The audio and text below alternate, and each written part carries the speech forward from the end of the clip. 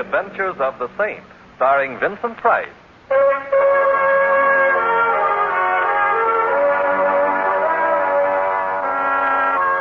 Saint, based on characters created by Leslie Charteris and known to millions from books, magazines, and motion pictures. The Robin Hood of modern crime now comes to radio, starring Hollywood's brilliant and talented actor Vincent Price as The Saint. Waiter. Yes, monsieur. Waiter, will you tell the chef of this unhappy restaurant that he'd make a better shoemaker?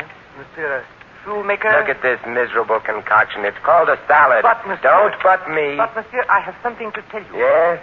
Someone is waiting for you at another table. Well, get back to him at once. Warn him against eating anything in this establishment. Tell him his life is in danger. Mr. Templar, there is something strange about the gentleman. I think he has a gun in his pocket. Aha. A more severe critic of food than I am. Well, tell the chef he'd better flee for his life. Oh, do you wish to see him? The chef? No, he'll have to look out for himself. Not the chef, monsieur. The little man. He is little, isn't he? Yes, sir, but... Desperate air about it. Well, I'll go see him. How do you do? You wish to see me? Mr. Templar, my name is Potts. How do you do? I need help. I'm the senior partner of Potts & Carter, Jewelers Extraordinary. Extraordinary. Earlier this evening, Mr. Carter was killed. Oh, too bad. Mr. Templar, it wasn't an accident. Oh? He was murdered. Oh, I see. And the police are picking you for Queen of the May. And you want me to prove you didn't murder Carter? Oh, no, Mr. Templar. No? No. I want you to prove I did.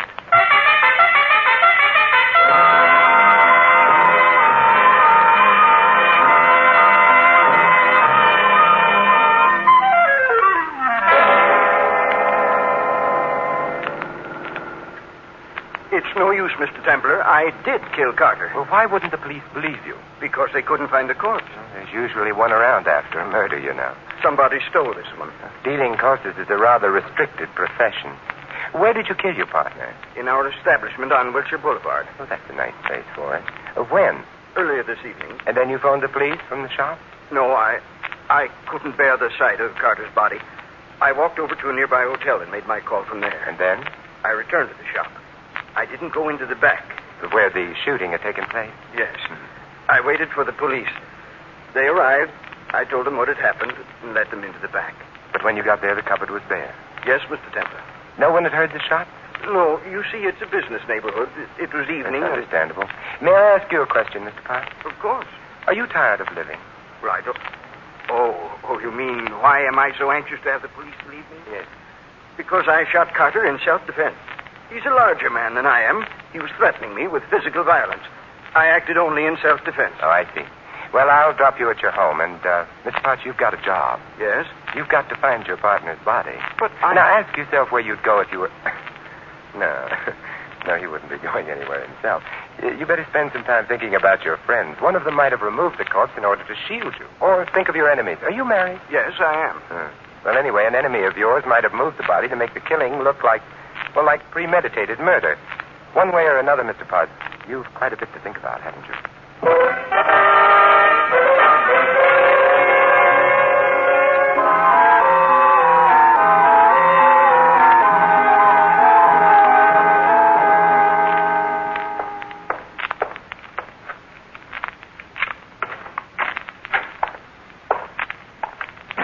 Mr. Templar? Oh, well, my living room furniture is sprouting. Or are you, I'm Carter. Carter? Yes. Of Potts and Carter? Of Potts and Carter. Oh, one of us is in a bad way. Either you're dead or I'm crazy. I can assure you I'm not dead. Oh, very well. I'll see a psychiatrist in the morning. Tonight I'm sleepy. What did Potts want with you? You've been haunting me, haven't you? I've been following Potts. What did he want? Oh, nothing really. He merely wanted to assure me that he'd killed you. He what? Killed you, shot you to amplify an already unbelievable remark. He said that? He must be insane. Well, eccentric, anyway.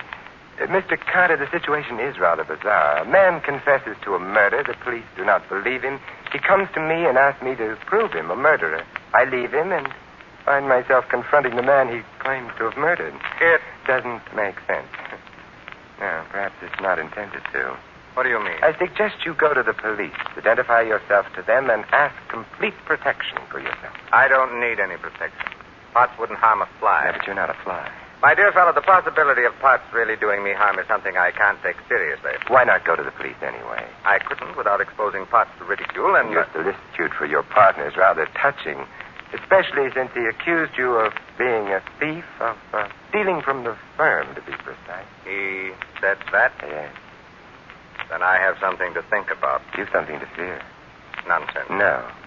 No, a man has already confessed to your murder, and you're still alive. His confession may have been moonstruck madness, or it may have been prophecy. Good night, Mr. Carter.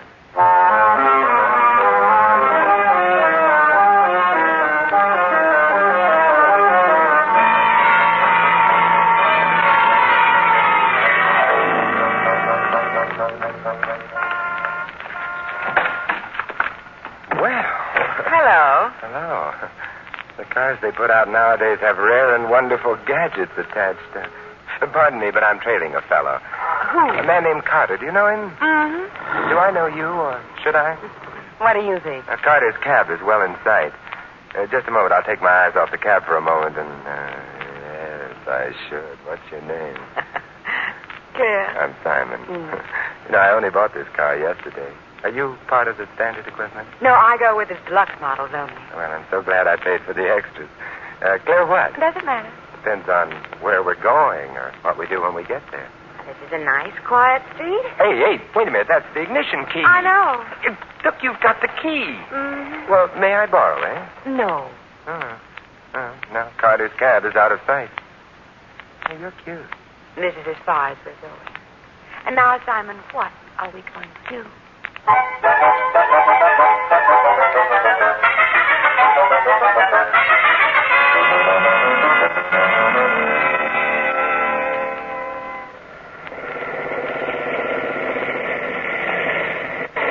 I beg your pardon. Oh, hello, officer. Now, this may be a residential neighborhood, but... Is it? It is. But that doesn't mean you should play house here. Well, we weren't exactly playing house, officer. I was trying to persuade the lady to return my ignition key to me. Is that a fact? Lady, give him back his ignition key. All right, officer. Here you are, Simon. Well, thank you. Now, you take that ignition key and stick it in the lock. Uh-huh. That's right. Now you turn it. Oh, you're doing very nicely. Now you push the little button over there. This one? Yeah. Oh, charming. Now you shift the gear into first. You release the handbrake. Now, you're a bright boy. The next time you go out with a girl, make sure your ignition key isn't showing. Now step on the gas and get the heck out of here.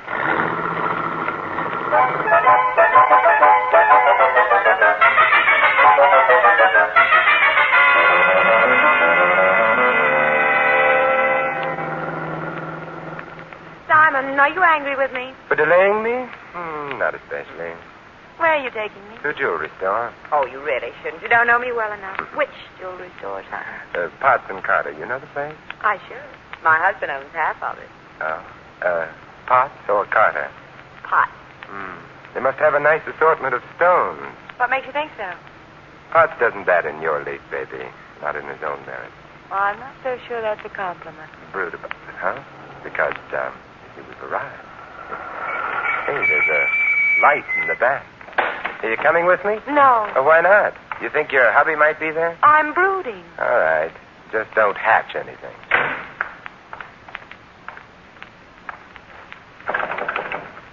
Who's there? Open the door. Okay. Templar. Now, how right you are, Mr. Carter. What do you want? Let's go inside. I said inside. Well, come in. But I know. You weren't expecting company. The house is a mess. what made you think I'd be here? I wasn't sure, but it was a possibility, so I came. Now that you're here, I'd like to take a look in that back room where the light is. where the light... And I rather suspect the vault. Templar, I don't have to stand for this. No, but I've got a feeling you're going to. Let's get on with it, shall we? I was checking stock. Well, let's both check. Wait a minute. You mightn't understand. Give me a chance to first, huh? I don't want you to come in Keep here. walking. All right. But...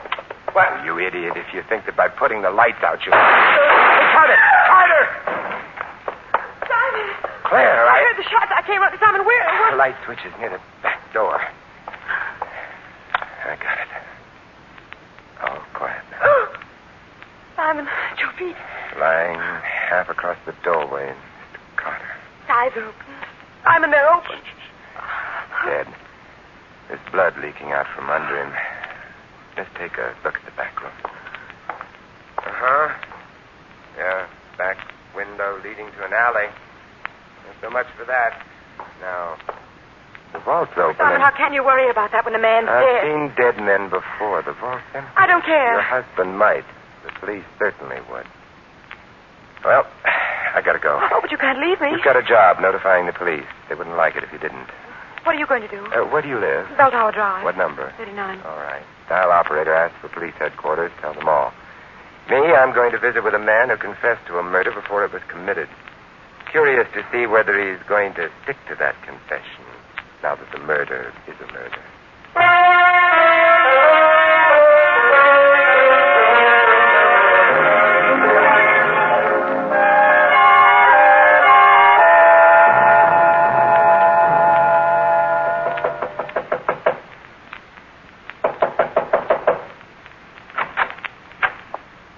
I want to see Mr. Potts. At this hour? Yes, I'm peculiar. I want to see Mr. Potts at this hour.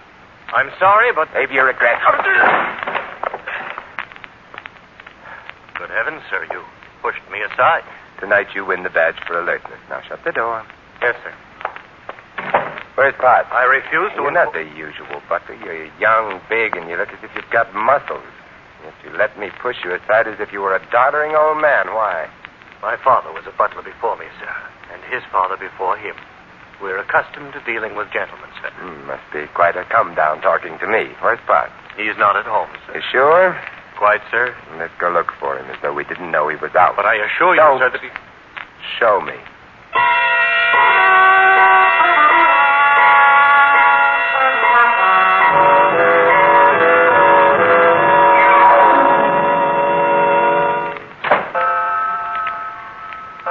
Well, he's not in the house. No, sir. Don't look so smug. Mrs. Potts isn't in the house either. You knew that, sir, before you looked. Tell me, how does she feel about her husband? I beg your pardon. All right. You've given me the proper outraged response. What's your name? Anderson, sir. Anderson, make a speech. Sure. Well, my father And his father before him. And I'll bet you they all knew exactly what cooked with the master and mistress. So do you. What cook? Well, Mr. Potts is a very fine man. Mrs. Potts is a very fine woman, and you take the high road, and I'll take the low road. Hey, company's coming. I will take the low road. Butler, who am I? I don't know, sir. Good. Then tell the police all about me when they arrive. And they'll be here soon. It'll give them something to think about besides Mrs. Potts. And, Anderson? Yes, sir? You think about something besides Mrs. Potts, too. Something like murder,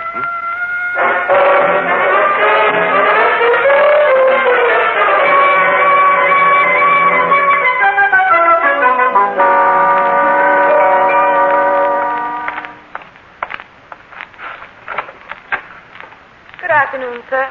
Oh. It's only Simon. Hello, Simon. Business as usual here at Potts and Carter, Yes, usual enough, I suppose, with Carter lying in the morgue and my husband. Where? Nobody knows. Police looking for him? Yes. Warrant out for him? No, of course not. Then whom have they in mind for Carter's murder? A burglar. It's obvious what happened last night. Someone was burgling the vault. Carter surprised him. The burglar shot Carter. It's a theory with a great many pleasant aspects. It doesn't explain your husband's confession, though. Well, he was overworked. He was tired. I didn't know what he was saying.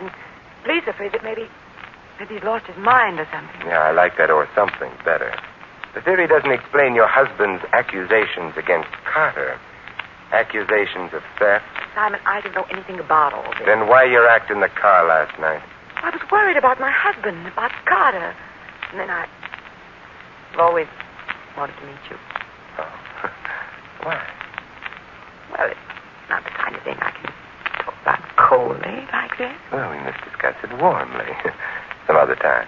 Right now, what about Anderson, your butler? Anderson? I don't trust him. I know it's not done this year, mistrusting butlers, but I have a feeling he knows more than he should. More than he should about what? Why don't you find out? What? How could I? By discussing things with him warmly.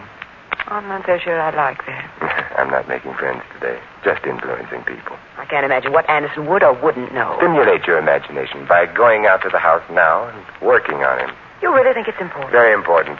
Now run along. Well, all right, but for sure. I'll lock up. You go on. Will I see you later? I'll be at home. Stirring up the furnace. Simon, you don't have to have a furnace. Be warm.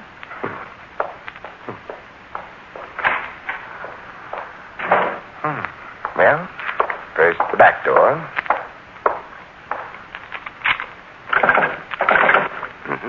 Locked. And now the front door.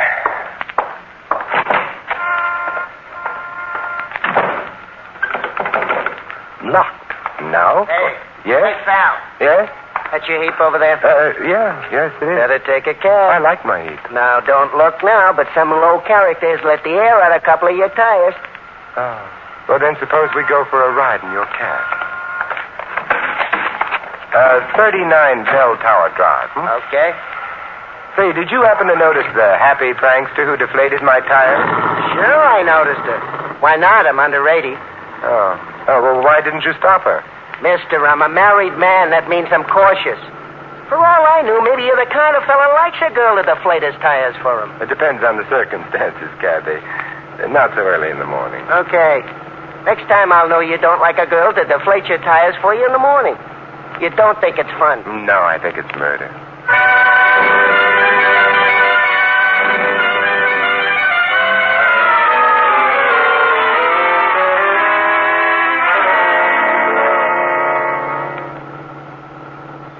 Bell Tower Drive up ahead. Okay. Pull over here. Okay. Nice stop. Want I should wait for you? We'll both wait. For somebody to get to the house? No, for someone to leave it. Hey, mister. Yeah? There's a guy leaving the house now, getting into a car. Good. Anderson, follow the car. Okay. Not too close, huh? Not too close. There he goes. Well, we go too. Hope he ain't going on no long trip. I ain't got too much gas in the tank. He's going on a very long trip, and yet I don't think he's going far. Huh? Space is relative, Cabby. Remember what Hamlet said? Well, I wasn't around at the time. I could be bounded by a nutshell, yet count myself king of infinite space. Oh, yeah, I remember it now. Were it not that I have bad dreams. Nice guy, Hamlet. I wonder, does Anderson have bad dreams?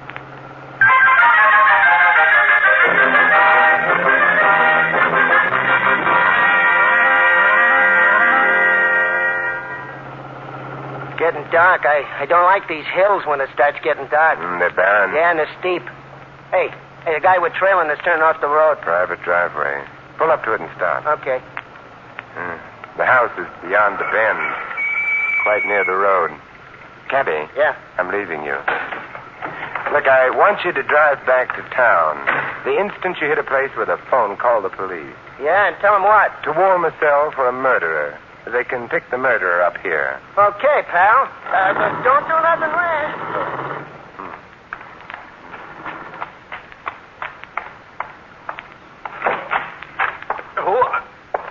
Oh, hello, Anderson. Fancy finding me here, Templar. Mr. Templar, whatever would your grandfather say? What do you want? I'm admiring the country home of the Potts.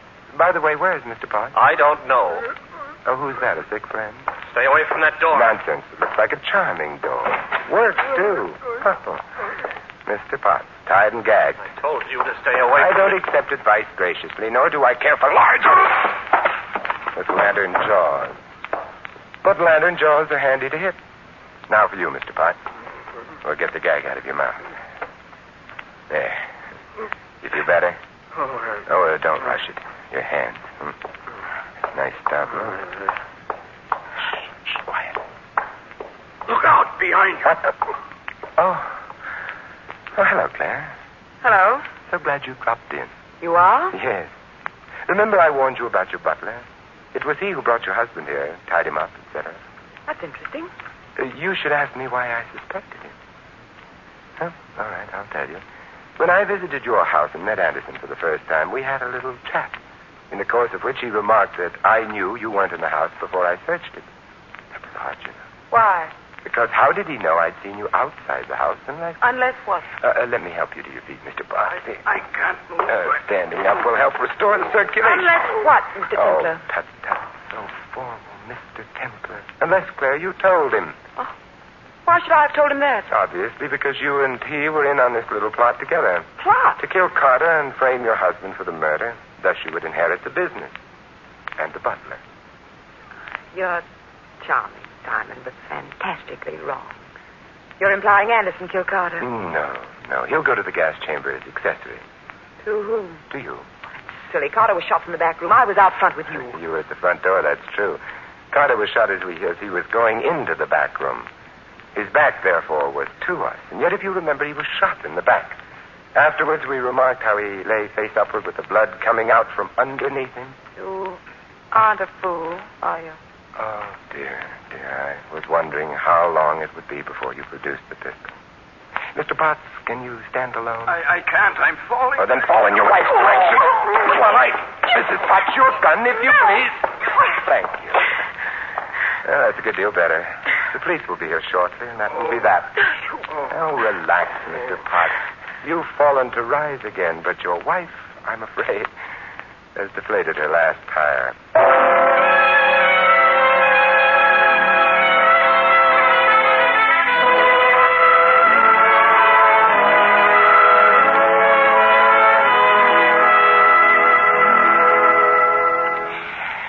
Here you are, Mr. Potts, in good health. Mr. Templar, how could I have killed Carter and not killed him? Simplicity itself, Mr. Potts. Your gun had been carefully loaded with blanks. Carter pretended to be dead. But why should he have done that? Your wife must have persuaded him that by doing that he would escape going to jail for theft. She'd have a hold over you. She's not a very nice woman, is she? No. With Carter murdered, she was preparing to have you disappear permanently. It would seem to the police that you'd killed Carter and fled to the country. I can't thank you. Don't bother. It was fun. But in the future, Mr. Potts, before you confess to murdering anyone, be sure you murder him.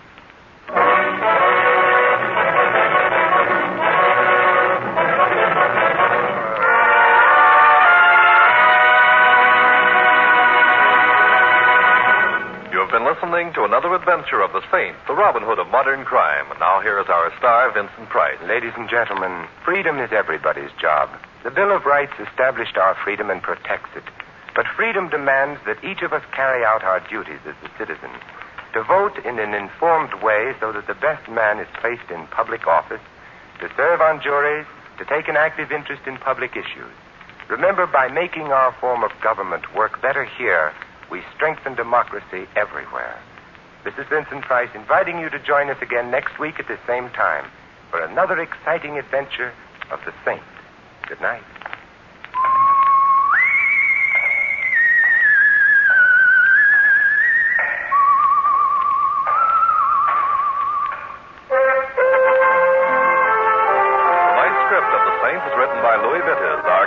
Included Betty Lou Gerson, Stanley Farrar, Ted Osborne, Larry Dobkin, and Tom Brown. The music was composed and conducted by Harry Zimmerman. The Saint, based on characters created by Leslie Charteris, is a James L. Safier production and is directed by Thomas A. McAvity. Vincent Price is soon to be seen in Robert Lippard's production of The Baron of Arizona. All you Saint fans will be glad to know that the Saint comic books are on sale at all newsstands. Your announcer, Merrill Ross. This is the Mutual Broadcasting System.